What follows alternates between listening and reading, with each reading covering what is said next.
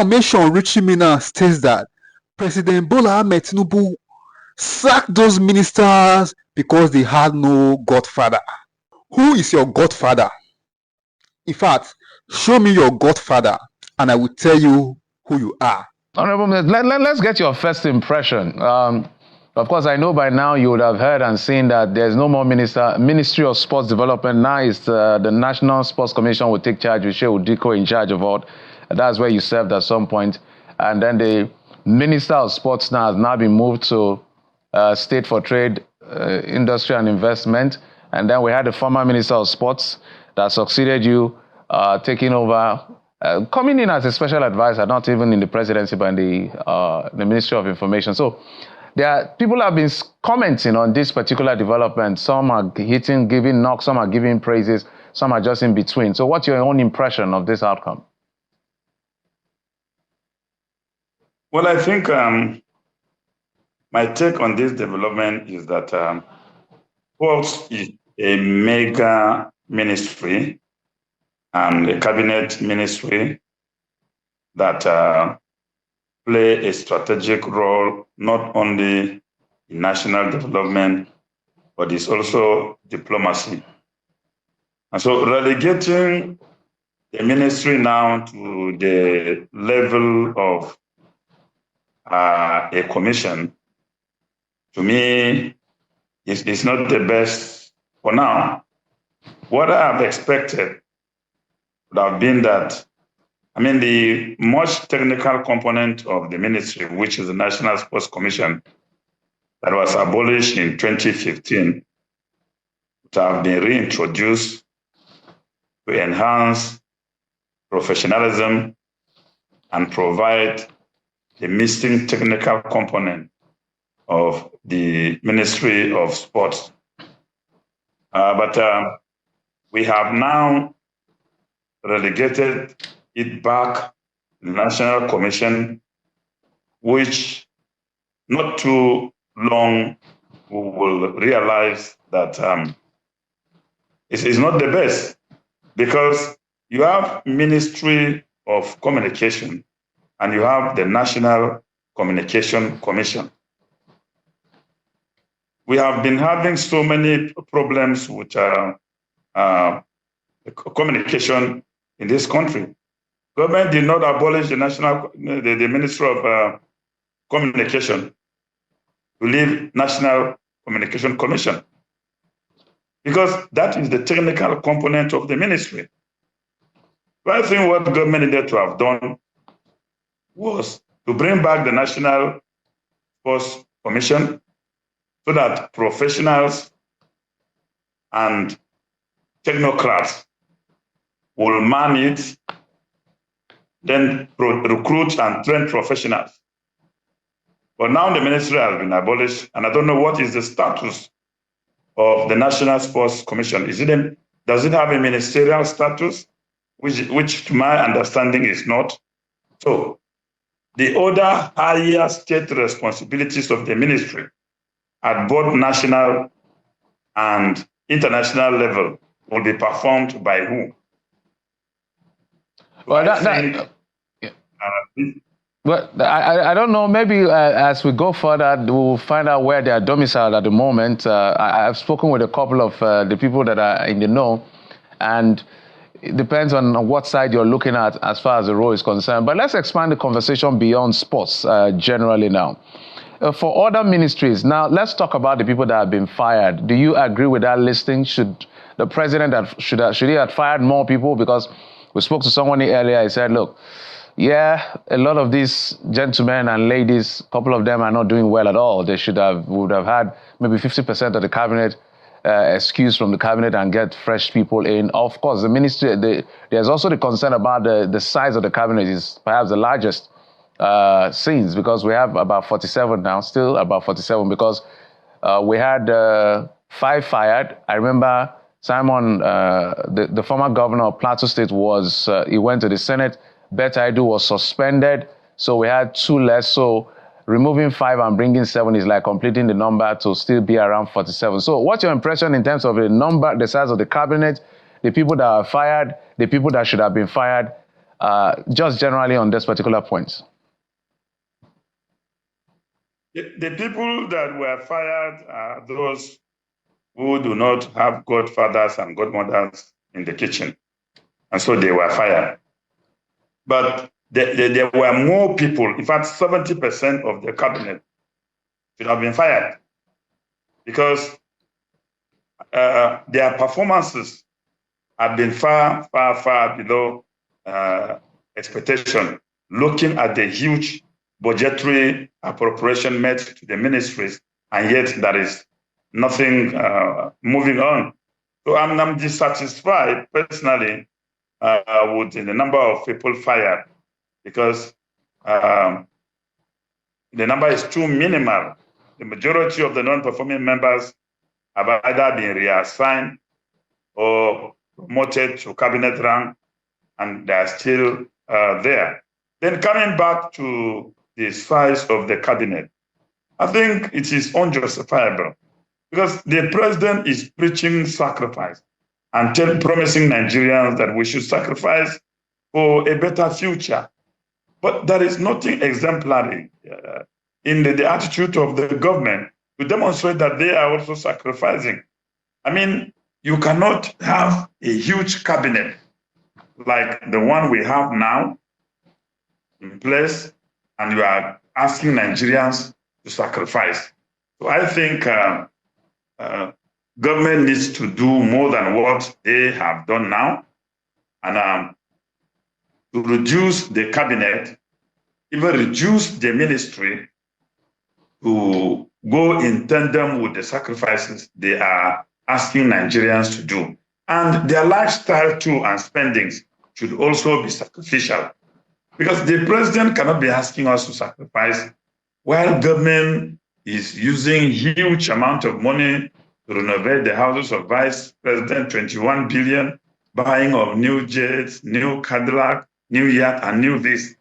I think that does not represent the fact that Nigeria is undergoing trying. So Mr. Dalong, if we move on from I understand you perfectly. Just because of time, that's why I had to cut in. My apologies.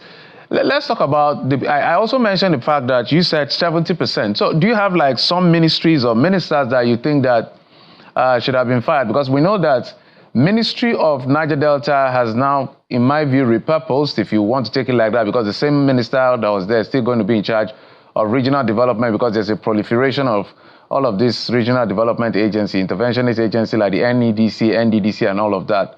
And then the submerging of tourism into art, culture, tourism now, and creative economy. So if you had to look at that cabinet as it is, and from what you've seen, who should have been fired that is still in government? Well, I don't want to be involved in profiling of Nigerians because it's against my principle. But I think that I will comment on the issue of the Minister of Regional Development. You see, the president has endorsed injustice because there is no commission, there is no development commission for the peoples of the North Central. So, which minister do we have now to represent our interests at that level? Because we also have so much natural resources. We have even the hydro dam in Kainji that has been producing power to this country. Tin from Jos was the mainstay of the economy. So what development commission do we have now for the people of the North Central? Okay, well, that is a question the president will have to answer, because that also brings me to the issue of that I saw some people raise. I don't know whether it's also a point of concern for you when it has to do with federal character, although Section 147 of the Constitution says the president can make appointment, but at least one person from each state. It didn't say the maximum. It only talked about the minimum. But we're seeing that Ogun State, for instance, has 4 ministers. If my Jumokewu is coming in, I think she's also from Ogunwale, Edo, Boso Tijani. I think the Minister of State for Environment, Salako Adekunle. Is that something that you want to comment on as well? the president should look at that because he's sending a bad signal about his attitude as a father. Because what is the justification for appointing 4 ministers from one state while one from others? As a father, you need to do justice to all. That was what he saw too. So he didn't swear to do injustice to all manner of men. So that to me is injustice, which is more or less what I have complained about for the people of the North Central, who has been completely relegated in the course of development. I don't see that as healthy, and the president should revisit it. As we begin to wind down, at the end and at the very core of this is about delivering good governance, delivering service to the people, which so some people, they'll say they'll give him credit for thinking through that in 15 months he's changing cabinet, he has to do this more and more. There's also the Bianca who has come in, who is also the second person from another political party, Abga, now coming into the cabinet. That's all of that. But at the end of it, at the core of it, is performance and delivery. Do you see this cabinet reshuffled and people brought in and removed? Do you see them doing better? No, I don't see anything changing. Rather, the president has succeeded in compensating political aids and then recruiting new alliances. Of course, bringing Bianca now the Mother General of the Igbo nation, it's clear that he's laying his cards for 2027.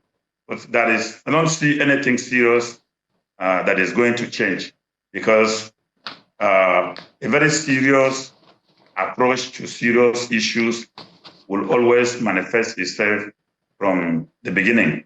So the president has succeeded in recruiting more allies from different parts of the country, but the country is languishing in pains, penury, and poverty, which he needs to concentrate on. Because this cabinet, I'm not a prophet, I don't wish them bad, but I don't expect any change from them. Most of the ministers that were brought in also had very little media presence. I'm not saying that is bad in itself, but you can see you don't know what to say when you don't know a person's antecedent. Well, I mean, you know, it was partly Hadiza Bala Usman's reports that, and from what we were told, it was those reports emanated from interactions with the public. So it is possible that they said, well, do you recognize this person? Like, who is this? I mean, you know. But let me come to you, Kenny. Yeah. Good to see you again. I mean, has this new cabinet imbued you with energy and enthusiasm, or is it not likely to, as far as you're concerned, translate into anything? But you remember the last time I was here was scoring the ministers and actually talking about yes, the I fact remember that my co-panelists then were like, well, if Ken was talking about only 2, 3, 4 ministers, that means that there needed to be a change. But no matter the way you look at it in terms of perspective, the president has done something that is novel. Nobody has actually, if correct me if I'm wrong, in the last 1 year, rejigged his cabinet in 1 year. And accept the fact that you have performance index. Apart from maybe Ohanaye, I thought you're not very sure the Minister of Women Affairs. She's been everywhere. Maybe for good or for bad. But let's put it this way. She had a public profile. She had a public profile. But the question is, what kind of profile? You might say it might not have been good, it might not have been bad, but some liked her for who she was, and some would actually miss her. But you see, there was a performance index, and the performance index was done by Hadiza Bala Yusuf. And we are not there to see what the performance index was. I singled out in that program, I singled out Umahi, I singled out Wike, because those were the ones that are very obviously doing so well. Right. And some could also argue that the minister from my state, aviation, is also doing very well. And so it depends on Festus Keyamo. Right. So it depends on the parameters you want to look at it. But if you look at what the president did, he removed John Eno from sports because he realized that John Eno didn't do well in sports. And if you look at the DECO guide that has been taken to the National Sports Commission, it makes a whole lot of sense. They look at the Ministry of Regional Affairs.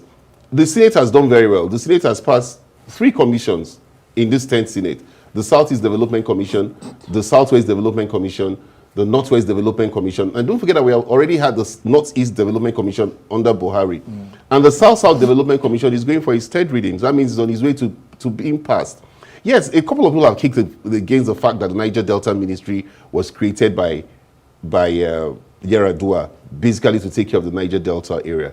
But don't forget that the Niger Delta area you're talking of has Imo, Abia, and Ondo added to the 6 states of the South-South. That's why the 6 states of the South-South also said, look, we want our own development commission. So now having all of them warehoused into the Ministry of Regional Development clearly tells you that the minister still has a whole lot to do in terms of policing the commissions. He's going to act as a check and balance to the CEOs of those commissions and to ensure that their developmental projects get to the grassroots. Because the whole idea of getting these commissions is to get developmental projects to these zones. Yeah, absolutely. Because these are geopolitical zones, you must say. And if you also look at the woman that he has brought, the Jumoke lady, she has been a senior special assistant on industries and trade. And so she has had that experience in the last dispensation. And now she's a special advisor to the president under the vice president's office. It also has to do with trade and industry. And so you might say that's a square peg in a square hole. If you look at Bianca Ono, she has been the ambassador to Spain. You can say it's a square peg in a square hole, even though the Easterners are complaining that they removed Ohanaye, who was a grade A minister and then put a junior minister. Put a junior minister, and so they are not happy with it. But no matter how you look at it, you can't satisfy. So you're happy with? I think it's fairly okay. Exactly, with the 10 new reshufflings. Right, the reassignments. Yes, okay. Let me come to you, I don't think Mahmood, it's actually bad. because he made a point, and I would be very keen to get your take on that. He made a point about the former governors who are in the cabinet and how they're performing.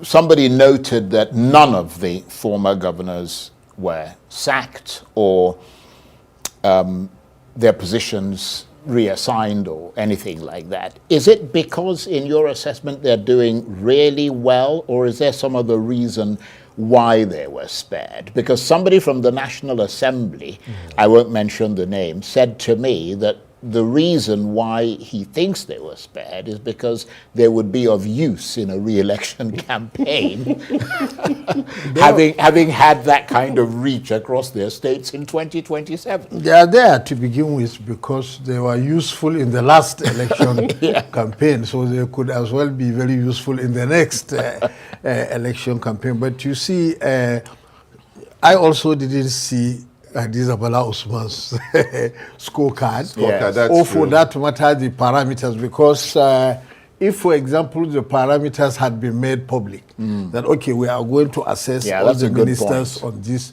Yeah, I mean, I was a teacher before to university, and before you start marking, you must have a marking scheme. Yeah. If you don't have a marking scheme, how do you really score your students? Yes, absolutely. So if, for example, you want to be completely transparent, the public could be told what is the marking scheme, and the public could also get involved in the assessment well, they process. claim they use the public, but I mean, we don't know, because exactly. I mean, we're all members of the public, but nobody came to talk to us. Maybe we could call for the release of the parameters she used, because she said it's well, there's a freedom of information thing, isn't there? And to be frank, under which we could call for it. The president has absolute prerogatives in this matter. You could remove you even without a reason, or it could be because of one small thing that you did. But I agree with you, but the fact is that they said, the presidency said, that in spite of those powers, the reasons the president used was that assessment.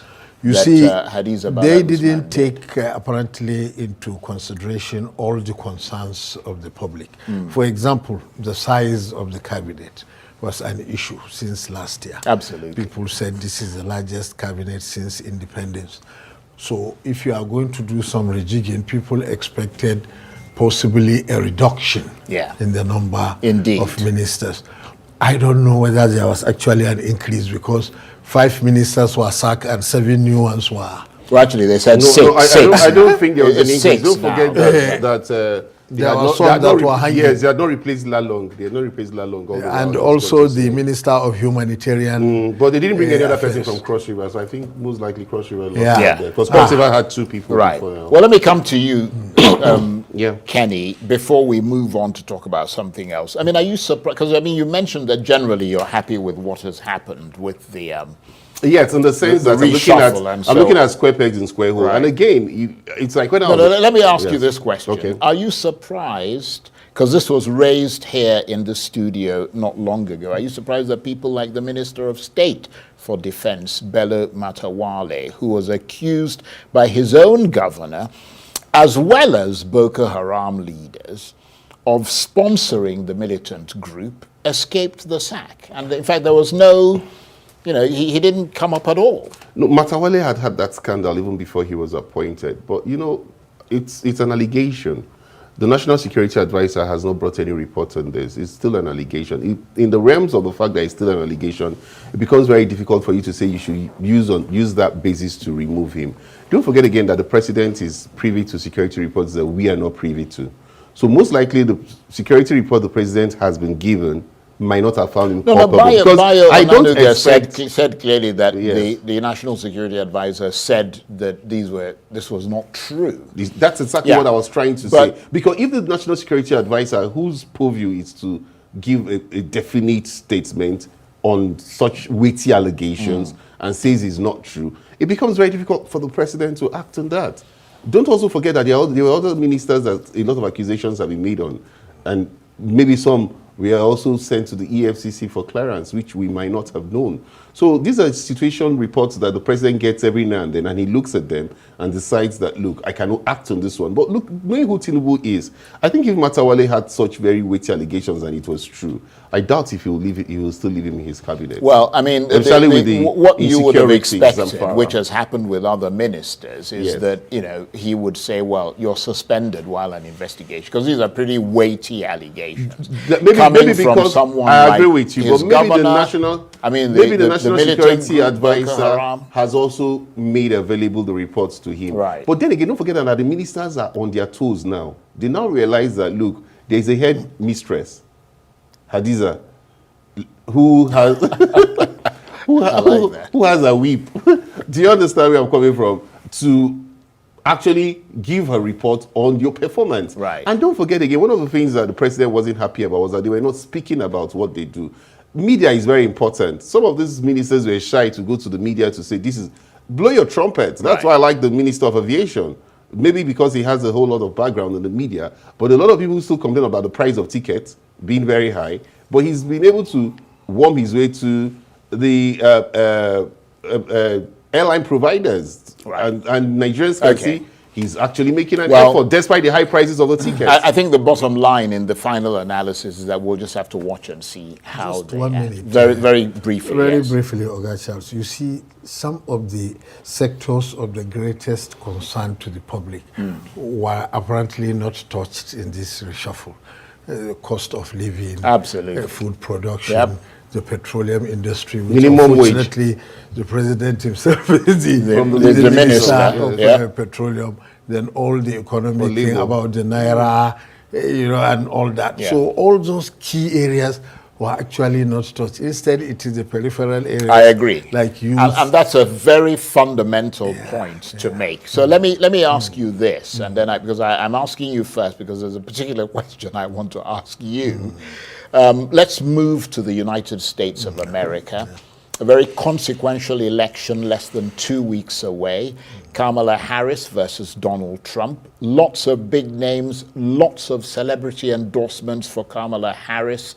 Donald Trump also has people like Elon Musk, Joe Rogan, I think, who has the biggest, the most listened to podcast across America and all the rest of it. Are those celebrity endorsements likely to make a difference? I mean, in an election like this, has it made differences in the past, or is it just a good way to kind of raise a lot of things? I mean, during the campaign, the long campaign, publicity, endorsements by mega stars and big politicians. Endorsement is very important in American politics. Throughout the campaign period, you see former presidents, senators, governors, everybody saying I have endorsed. Well, you're not seeing former presidents coming out for Donald Trump, though. I don't think there's any former president around who will want Donald Trump back. Yeah, well, but right now, what the opinion polls are suggesting is that there are very few people left who will determine the outcome of the election, and not even throughout the country. A few thousand people left in 6 or 7, what they call battleground states. If you can get those. So I'm surprised, for example, that Kamala Harris went to Texas to do this, although it will be broadcast all over the country. But Texas is not one of the battleground states. It is a deep red states, has not voted for the Democrats in a very long time. But that's okay. They do a lot of calculations and polling and all that before they do. But right now, all effort is to get the few remaining undecided voters in the battleground states to swing to their side. You know, many Nigerians are confused about the American election system. Because it's like the only place where you can get the highest number of votes and lose the election. I remember I saw a South Korean journalist the last time saying, this is wonderful. How can you get the highest votes and lose the election? It's about the only place in the world. But they have their own no, absolutely. Very briefly, because we're almost out of time, unfortunately. The polls are giving, I bet you're glad to hear this, Mr. Trump a very slight lead. For instance, the Financial Times poll put him at 44% and put Kamala Harris at 43%. The same thing with the Economist poll and a few others. But that could all turn out to be statistically insignificant. But what are your thoughts on that before we have to go? If CNN could come up with 47, which is the last poll, it clearly shows you, and you know, Trump underperforms his polling. Well, I think the problem Kamala Harris have had, don't get me wrong, forget the fact that you think I'm excited because of that polling. Kamala Harris has been the architect of our own problem, because when she had the CNN town hall yesterday, Anderson Cooper gave her a whole lot of opportunities to correct most of the mistakes she has made, saying like she was going to do the same thing about the border crisis. She was going to rely on the border legislative bill, which has been proven to be one that you need a filibuster for it to be able to be passed. They gave us so many opportunities to correct those mistakes, but she didn't correct them. Remember what they said, that her words were, David Axelrod is a core Democrat, that was a senior advisor to Barack Obama. He said what she was always using was the word salad. And they were all not impressed. Even Jake Tapper, that is a I could tell you a few things they're saying about Donald Trump. No, why I'm saying this is CNN, it's seen to be leaning Democrat. So I think it is very clear. Donald Trump is going to win those elections. There's no certainty. Let's not even go there. Remember when I told you inflation was 25%, you argued that with me. Because I didn't say it was general, but now you agree with me that there are certain goods in America that is still 50%. I think that he has never been this popular until lately now. And that is because of hunger. In America, $100 cannot buy you grocery anymore. They're not looking at the stars anymore. We've got about a minute to go. Let me give Malu Jega the final word. He is not popular. He has a much higher disapproval rating than approval rating. Absolutely. Anyway, all that Kamala Harris has to do to win this election is to hold the blue wall states. If she could win Wisconsin, Michigan, and Pennsylvania, she's in the White House. On that note, I knew it was a great idea to bring both of you here. Very, very interesting. He's obviously Democrat. Maybe I'm leaning Republican. I'm leaning Republican. Maybe Republican. Anyway, listen, thank you very much indeed. Mahmoud Jega, of course, is an Arise News analyst, former chairman of the editorial board of Daily Trust newspaper, and Kenny Okolobo is a current affairs analyst, political and communications consultant, and a former commissioner in Delta State. Great. As far as you are in Nigeria, recall that recently President Bola Ahmed Tinubu sacked 5 of his ministers. He relieved them of their responsibilities and recruited another fresh ministers. Information reaching me now states that President Bola Ahmed Tinubu sacked those ministers because they had no godfather. Of course, will you agree with me? I mean, will you contradict this fact? Those who have strong godfathers who has not been seen as a minister discharging his or her duties in this country were set aside because they have godfathers. But those who lack godfathers were ousted. Where you understand? Who is your godfather? It now seems that without godfather, if you don't have godfather in this country, no level for you.